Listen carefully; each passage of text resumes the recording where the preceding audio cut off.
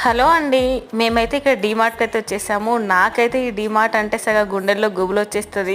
ఎందుకంటే మనం సగం ఒక బడ్జెట్ అనుకొని అయితే అక్కడ స్టార్ట్ అయ్యి వెళ్తాము. అక్కడికి వెళ్ళేసరికి ఆ కళ్ళకి అవి ఇవి అన్నీ తీసుకోవాలి అనిపిస్తుంది.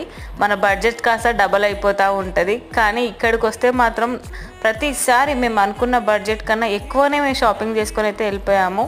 అందుకే అక్క ఎప్పుడు డీమార్ట్ అని చెప్పినా సరే వద్దక్క మనం బయటనే షాప్ చేసుకుందాము అని చెప్పేసి నేను చెప్తా ఉంటాను. అయినా కూడా సంధ్యక్క వినదు.